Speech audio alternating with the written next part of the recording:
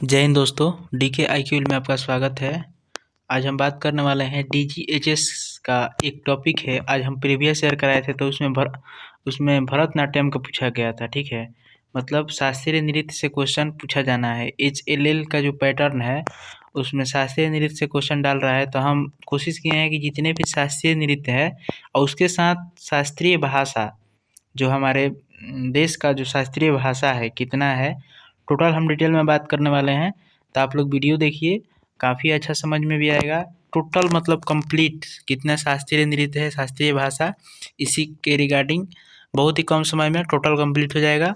ठीक है, अभी आप लोग देख सकते हैं काफ़ी मतलब समय भी 11:15 मतलब रात हो रहा है। ठीक है, तो आप लोग इस इफोर्ट के लिए मेरे चैनल को सब्सक्राइब कर सकते हैं, ज़्यादा से ज़्यादा शेयर कर सकते हैं। ठीक है, चलिए दोस्तों हम लोग शुरू करते हैं। आज हम लोग देखने वाले हैं क्या, शास्त्रीय नृत्य। कौन सा टॉपिक है?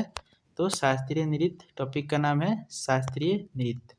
ठीक है, शास्त्रीय नृत्य। ठीक है, देखिए भारत में शास्त्रीय नृत्य की कुल संख्या कितना है?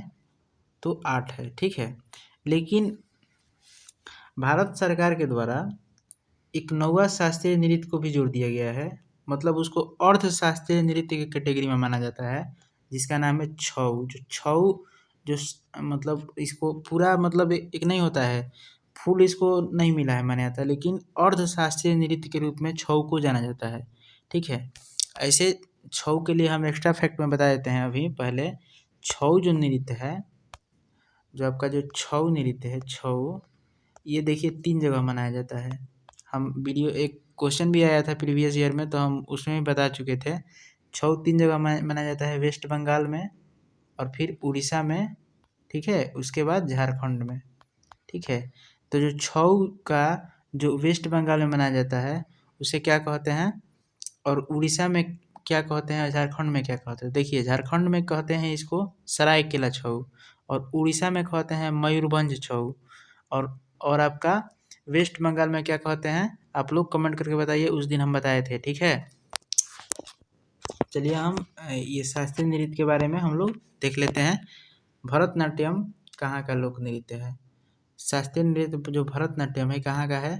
तो ये कहाँ का है? तो तमिलनाडु का है। ठीक है, यहाँ पे कहाँ का है? तो तमिलनाडु का है। पुराना नाम इसका क्या था? भरतनाट्यम का पुराना नाम अगर पूछ देगा, हार्ड करेगा क्वेश्चन, तो पूछ सकता है कि भरतनाट्यम को पुराना नाम क्या कहा जाता था? तो सातिर नृत्य के नाम से जाना जाता था इसको।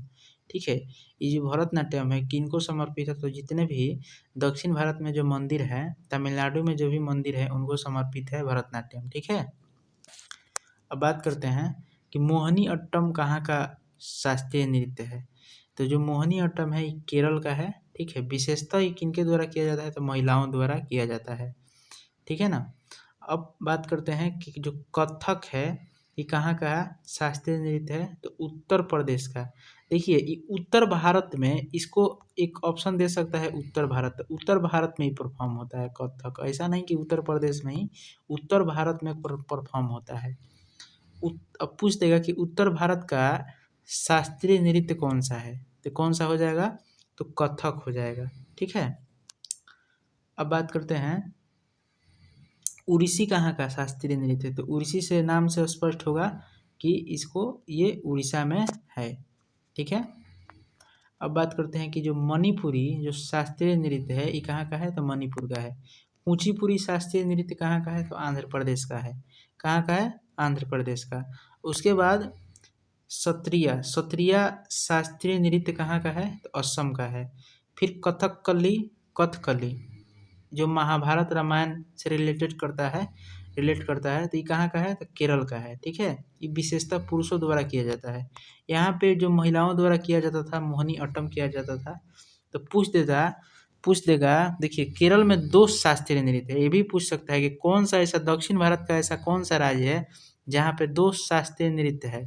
तो कौन सा राज्य है? तो केरल, क्योंकि आप लोग देख सकते हैं सामने यहाँ पे इधर भी केरल है, फिर इधर भी केरल है। ठीक है, तो ये भी पूछ सकता है। देखिए क्वेश्चन कैसे बनता है, ये पूछ देगा कि महिलाओं द्वारा केरल में कौन सा शास्त्रीय नृत्य परफॉर्म किया जाता है? तो महिलाओं द्वारा केरल में कौन सा शास्त्रीय नृत्य परफॉर्म किया जाता है? तो मोहिनी अट्टम को। ये भी पूछ सकता है कि पुरुषों द्वारा केरल में कौन सा शास्त्रीय नृत्य परफॉर्म किया जाता है, तो कथकली को परफॉर्म किया जाता है।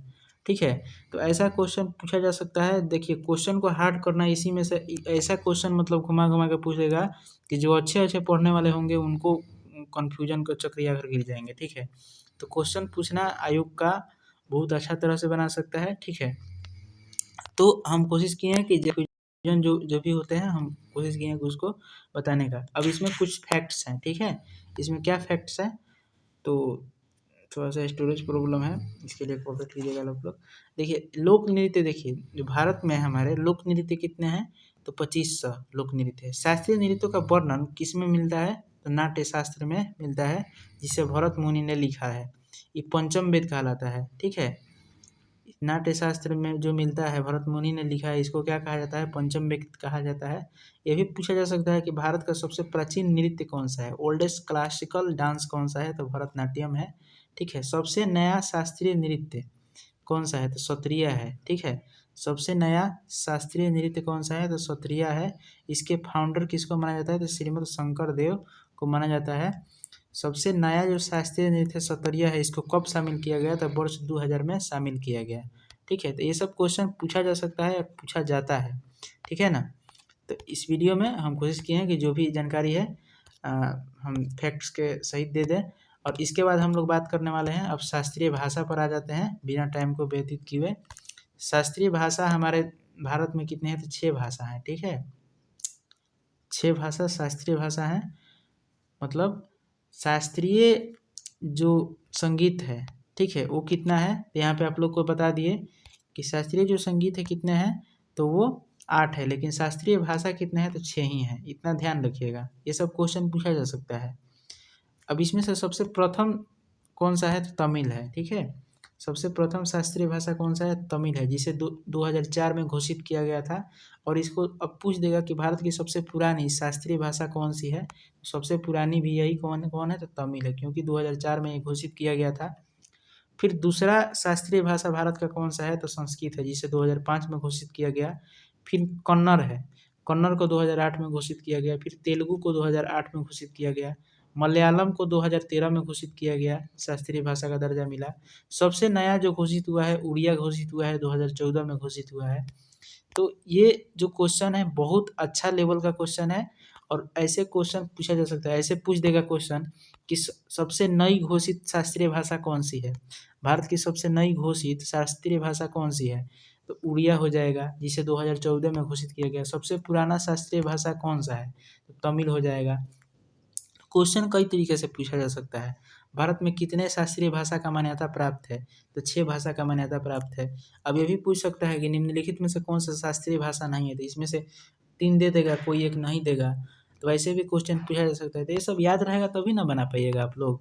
तो ऐसा क्वेश्चन पूछा जा सकता है। इसी टाइप से हम टॉपिक वाइज जो मतलब प्रीवियस ईयर का ट्रेंड रहा है उसका हम टॉपिक वाइज कराने वाले हैं। ठीक है, कोई भी सब्जेक्ट हो हम कराने वाले हैं, तो आप लोग चैनल से जुड़िए और इसका लाभ उठाइए। अगर आप नए होंगे तो चैनल को सब्सक्राइब कर दीजिए और इसको ज़्यादा से ज़्यादा शेयर कीजिए ताकि सभी लोग के पास पहुँचे। ऐसा कंटेंट अभी हमको नहीं लगता है कि कोई दे रहा है। ठीक है, तो मिलते हैं फिर किसी अगले वीडियो में, तब तक के लिए जय हिंद।